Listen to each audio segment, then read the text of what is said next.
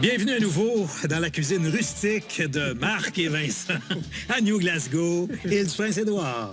Alors, pendant que notre gratin dauphinois est au four, là, pendant une petite heure, on le sent, c'est vrai, hein? Le gouda nous envahit. Là. Oui. Hein? Oui. Le gouda du pays. Alors, nos moules, Ouais. on les a comme rincés à gros jets. Alors, ce qu'on va faire, c'est tout simplement de déposer les moules dans l'eau fraîche. Les moules n'aiment pas l'eau douce, l'eau fraîche. Alors, ils vont se refermer. À ce moment ici, si on voit qu'il y a des moules qui sont encore ouverts, on peut juste donner une pichenote dessus, puis ils vont se refermer. Pour l'instant, si on regarde, toutes les moules sont fermées. Alors, ça veut dire qu'ils sont tous vivantes. Elles sont tous vivantes. Ouais. Et si, en donnant la pichenoute, elle ne se referme pas, c'est qu'elle est morte. Ça veut dire qu'elle est morte. Donc, on la jette, on prend pas de chance. Exactement. Traditionnellement, on va les faire avec un petit peu de vin blanc, un petit peu d'ail, un petit peu d'oignon. Là. Oui. Des fois, on Oui. ajoute un peu de tomate, en tout cas, bref, un peu de crème. Toi, comme tu es pomiculteur, il y a une idée, soudainement, qui t'a comme foudroyé, tel un éclair. Oui, oui. Vois-tu, ce qui est agréable avec la recette qu'on va proposer, c'est on a besoin d'un petit peu de liquide. Alors, la moule comme telle va libérer un peu de son jus, mais c'est pas assez. Alors, on va quand même la starter. On va la commencer avec un peu de vin blanc. On a un petit vin blanc qui est fabriqué ici à l'île du Prince-Édouard, un petit chardonnay. Et il y a aussi du jus de pomme brute que je fabrique sur ma ferme de pommes ici à l'île du Prince-Édouard. Parfait. Ouais. Alors, je te suis. Est-ce qu'on commence par goûter à ton jus de pomme et à ton vin? Absolument. Je vais te laisser ouvrir ta... C'est comme un champagne. Oh, tu vas avoir une immense fierté, là, de demander. Là, tu dis ça, c'était ton produit à toi, là. Oui, oui, ça, c'est mon bébé. Alors, c'est non alcoolisé. C'est ce qu'on appelle du jus de pomme brute. Et celui-ci est fabriqué avec 4 variétés de pommes. Alors, on a la Cortland, la Macintosh, on a la Ginger Gold, puis on a aussi la Honeycrisp dans celui-ci. Alors, il n'y a aucun agent Puis conservateur. tu te fais ça chez toi? Je fais ça chez nous aussi à la ferme. Dans le garage. À la santé. À la oui. santé, à la santé. On va croquer dedans. Absolument. Ça, c'est pas comme du jus de pomme en canne, hein? Non. Ça, ça vient de la terre. Oh, oui. Ça vient de ces bras-là. Ça vient de ce cœur-là, mesdames et messieurs. absolument. Ici même. Oh, oui. Il est vraiment bon. Alors, c'est Il est un jus de pomme brute. Il est ouais. vraiment savoureux. Il est très onctueux et c'est aussi assez sucré. Puis, on peut trouver également des vins, ça me surprend. Oui. Parce que vos hivers doivent être terriblement durs. On retrouve, ici sur l'île du Prince-Édouard, on retrouve 4 vignobles qui font des vins commerciaux. Celui-ci, c'est un petit chardonnay qui vient de l'île. C'est de Jim Matos. Jim, il fait son vin avec une fermentation alcoolique assez longue. Alors, son vin va être automatiquement il va être sec. Aucune influence de bois. Alors, c'est vraiment stainless steel. Alors, Comparativement au chardonnay plus californien où on sent une présence exactement, très, OK. exactement. Ouais, c'est ça. Alors, on retrouve le citrus, on retrouve le pamplemousse sur le nez, un peu de citron. Et puis, il est doux, il est facile à boire. Il est super agréable. Vraiment délicieux. Ça, je suis étonné. Ouais. Très, très, Ah, good. oui, très, Good. très étonné. Good. OK, alors là, on a nos liquides. Oui. Moi, ce que je vais faire, je vais quand même parier, puis je vais juste hacher un oignon vert. Parfait. Alors, est-ce que je peux te faire une confidence Oui. émotive? Alors, je tiens à te dire que mon premier voyage de ma vie, Oui. où j'ai quitté Montréal, c'est pour venir à l'âge de 7 ans à l'île du Prince-Édouard. T'es pas sérieux. C'est pour ça que j'ai un rapport un peu émotif avec cette île-là. Ah, ben Et voilà. c'est la première fois que j'ai compris que le plaisir de la route, tu sais, le plaisir de décoller, le plaisir de prendre le large. Oui, oui, oui. Comment ça fait du bien. Oui. Et donc, la première mer que j'ai vue dans ma vie, c'est ici. Et je te dirais que même une des premières fois où je suis tombé en amour, c'est ici. T'es pas sérieux. À 7 ans, ouais. C'est fou comment ce vin-là ouvre le cœur et la confidence. Hein? Moi, je pense que c'est de la grandeur. C'est l'air. C'est l'air, c'est oui, l'air, oui. c'est l'air. Alors, moi, je pense qu'on peut partir, on peut partir le feu. On part notre feu. Et là, je vois que tu allumes. Je sais pas pourquoi ça me fait penser à l'incinération. Je me demande que Parce tu que, t'en vas avec ça. non, ben, tu vas comprendre. Parce que c'est important qu'on partage des secrets qu'on oui. se fait en se baladant. Parce que tantôt, dans la voiture, mon nouvel ami ici m'a dit qu'il y avait eu aussi une autre vie très intéressante. Hein?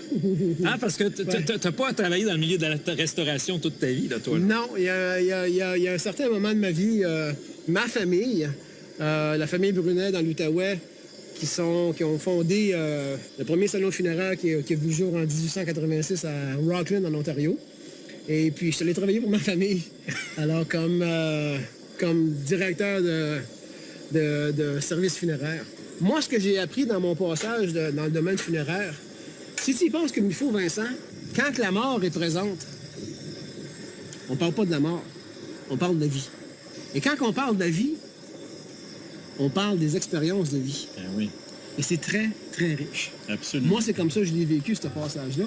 Hey, mon Dieu, écoute, tu vois comme quoi, c'est pas plate de cuisiner, hein? On jase de toutes sortes de patates en même temps. Alors, on va apporter ça à ébullition. Et puis, aussitôt que ça commence à avoir des petites bulles, on y balance les moules et on couvre. On cuit 5-6 minutes, on découvre et on fait la finition. Parfait. OK. On va le fermer. Ah oui, on sent... Ah oui, on sent que c'est beau. Toi, tu... Ah oui. Ouais, que c'est beau. Et voilà. C'est beau. Puis là, t'as une épice secrète, toi, comme ouais, une petite épice de Montréal, qu'on appelle. Oh boy, regarde-moi ça comme c'est beau. Puis là, elles sont parfaites, là. Voilà. Elles sont parfaites. Ah oui, ils sont parfaits. Ils sont bien cuits. Et là, ce que je vous disais plus tôt, maintenant, quand ils sont cuits, les moules, il faut qu'ils soient ouvertes. Et ceux qui sont fermés, on s'en débarrasse, ça veut dire qu'ils sont mortes. On prend pas de chance. Oui, c'est ça. Est-ce que je peux goûter? Oui, oui, absolument. Absolument. Alors, Marc, pour nos amis du Canada et d'ailleurs qui ont le goût de venir faire un tour à l'île du Prince-Édouard, ouais. Est-ce que tu pourrais leur référer 3 bonnes adresses, par exemple? Oui. La première, le restaurant à l'Institut culinaire. Le restaurant s'appelle Lucy Mod. Alors, moi, je suis en cuisine avec mes élèves et il y a un chef cuisinier qui est en cuisine avec les élèves aussi. C'est le seul endroit où c'est un restaurant étudiant à l'île du Prince-Édouard. OK, il faut les encourager. Absolument. L'autre, c'est un petit restaurant au centre-ville qui s'appelle Terre Rouge. Et puis, c'est strictement du terroir de l'île du Prince-Édouard. Ça fait un peu genre style bistrot Montréal. OK. Et puis, c'est très agréable. Puis, la nourriture est excellente. Puis, mon autre adresse, c'est le marché des fermiers à Charlottetown. Parce que je fais un peu un pont entre les 3 adresses. Parce que les 3, ce sont des ambassadeurs des terroirs de l'île du Prince-Édouard. Alors, on parle de l'agriculture, on parle de la pêche et aussi de l'hospitalité, qui sont les 3 industries ici à l'île du Prince-Édouard. Alors, c'était les 3 bonnes adresses de mon nouvel ami Marc Brunet, ambassadeur de l'île du Prince-Édouard. Agréable. Est-ce qu'on... On prend les moules? On prend les moules. Il y a des gens qui nous attendent. Exactement. Okay. On va voir si t'es un bon maître d'hôtel, ça, comme ça. Suis-moi, c'est en bonne main. OK, parfait, excellent. Good job. À tout de suite.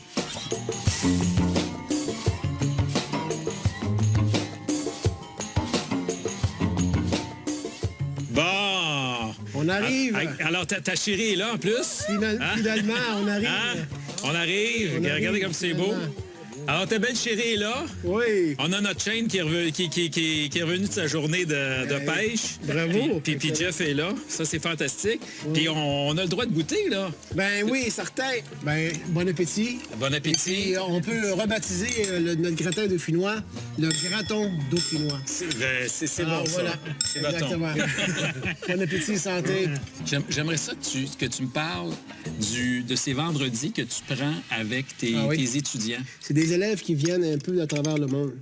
Ils connaissent pas l'île du Prince-Édouard. Même les gens qui vivent ici, on va explorer. C'est important parce qu'ils sont ici pendant 2 ans et je veux qu'eux deviennent un ambassadeur de l'île du Prince-Édouard. Tu apprécies davantage ta nourriture quand tu connais la quantité de travail nécessaire pour l'obtenir. C'est vrai, les gens ne réalisent pas le nombre d'heures de travail que ça prend.